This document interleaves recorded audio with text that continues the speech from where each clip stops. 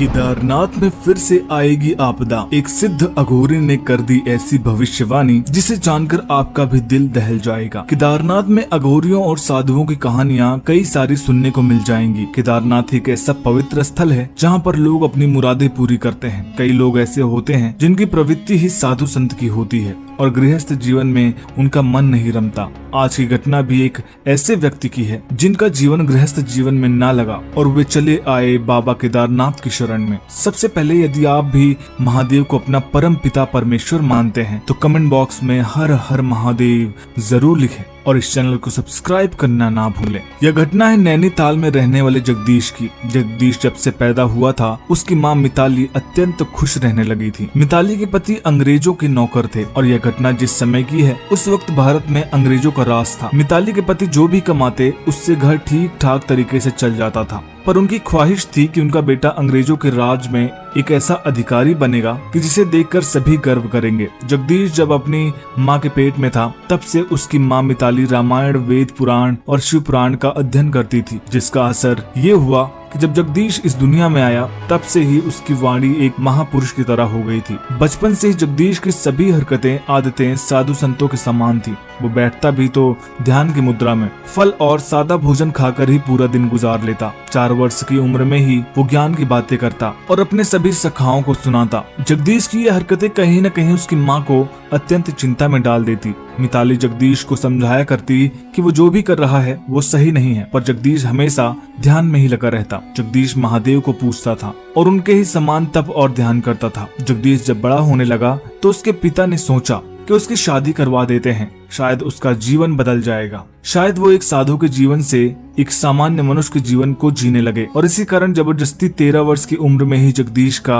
विवाह करवा दिया गया। पर जगदीश इन चीजों से कहां रुकने वाला था। उसने तय किया कि वह घर छोड़कर महादेव की शरण में जाएगा। अब एकमात्र यही उपाय है। एक दिन जगदीश अपने परिवार वालों को छोड़कर निकल पड़ा केदारनाथ। इस वक्त पूरे देश का माहौल काफी खराब था। ऐसी परिस्थिति में सभी से लड़ झगड़ कर जगदीश उत्तराखंड जा पहुंचा। वो उस वक्त यूनाइटेड प्रोविंस के नाम से जाना जाता था। उस वक्त बाबा केदारनाथ की मंदिर वैसी नहीं थी जैसे कि आज है, सिर्फ एक छोटा सा मंदिर हुआ करता था। जगदीश वहीं रहकर महादेव की तपस्या करने लगा। करीबन 60 साल तक जब महादेव ने देखा कि जगदीश की आस्था और लगाव सच्ची है तो खुश होकर उन्हें दर्शन दिए। इस वक्त इंदिरा गांधी की सरकार थी। जब ये बात सामने आई कि महादेव ने किसी साधु को दर्शन दिए तो पूरे देश में हाहाकार मच गया। जगदीश की तपस्या और तप महादेव के दर्शन से सफल हो चुकी थी। महादेव ने जगदीश को नए नाम से पुकारा, वह था अंतदेव। अब जगदीश अंतदेव के नाम से पूरे केदारनाथ में जाना जाने लगा। अंतदेव इतने महान संत बने कि उनकी कही हुई हर एक बातें सच होने लगी। ऐसा कहा जाता है कि उन पर स्वयं महादेव का आशीर्वाद था।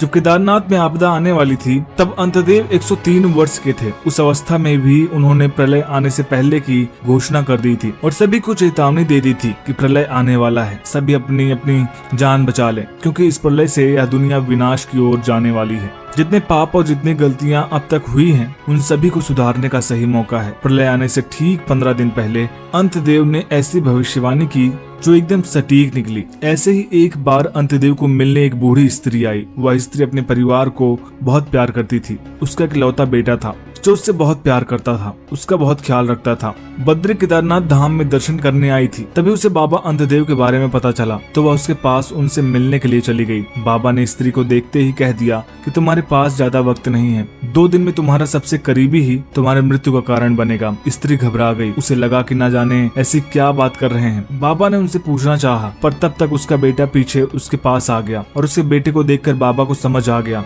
कि वह करीबी यही है। उसने उस स्त्री को कहा कि तुम यदि घर वापस गई तो तुम्हारी मृत्यु तय है। वह स्त्री नहीं मानी। उसे लगा कि यह कोई ढोंग रच रहे हैं, यह स्वांग रच रहे हैं। स्त्री अपने बेटे के साथ अपने घर चली गई। एक दिन उसका बेटा कुछ कागज लेकर अपनी माँ के पास आया और कहा कि तुम काफी बूढ़ी हो चुकी हो, आखिर तुम्हारे जाने के बाद इस घर का क्या होगा। माँ को समझ नहीं आया अचानक यह बातें क्यों। बेटे ने फिर कहा घर को मेरे नाम पर कर देती हो। बेटे ने फिर कहा घर को मेरे नाम पर कर दो। माँ ने ऐसा करने से इनकार कर दिया। कि अगर मेरे बाद बुजुर्गों के आश्रम में चला जाएगा। बेटे को यह बात सुनकर बहुत गुस्सा आया। उसने फिर एक बार कहा, इसकी क्या जरूरत है, तुम यह घर मेरे नाम कर दो।